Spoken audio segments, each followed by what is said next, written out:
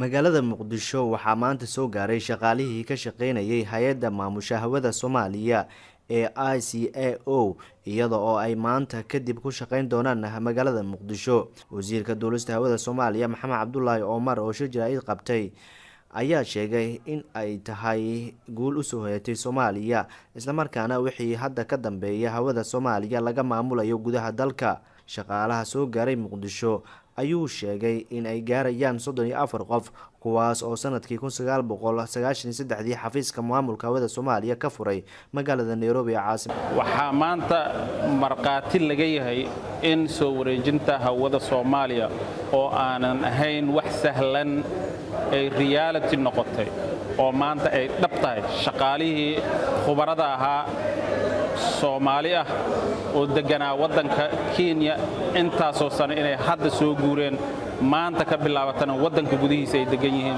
lagana maamulayo wadanka hawada Soomaaliya in laga maamulo wadanka gudihiisa maanta inay reality tahay. Maanta waa maalin weyn, waa maalin taariikhi ah. Arrinta maamulka hawada Soomaaliya sidaad la socotiin dad badan oo Soomaali ah ayaa naftooda ku waayay.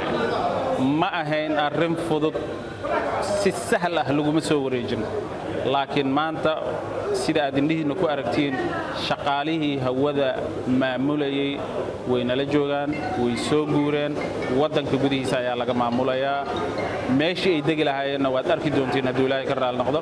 Waxaan rabaa runtii inaan idiin sheego arrintaasi inkastoo niri arrin sahlan ma ahayn inay dad ku dhaawacmeen inay dad ku dhinteen maantana aan halkan ku joogno annagoo aad ugu faraxsan in hawada Soomaaliya wadanka gudihiisa laga maamulo.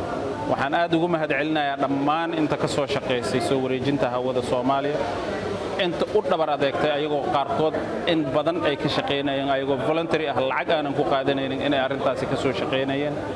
Waxaan aad ugu mahadcelinayaa madaxweynaha xukuumadda federaalka Soomaaliya Maxamed Cabdullaahi Maxamed Farmaajo ra'iisul wasaaraha Xasan Cali Khayre oo gacan weyn naga siiyay arrintani noo madax baneeyay wax alla waxaan rabnayna nagu gacan qabtay ayagana aad ayaan ugu mahadcelinayaa maareeyaha hay'adda iskaama oo hadda lug kaga jaban Nairobi asagoo arrintan ku dhex Italia lug kaga jabay isagoo oo arrintan soo wareejinta hawada ka shaqeynaya.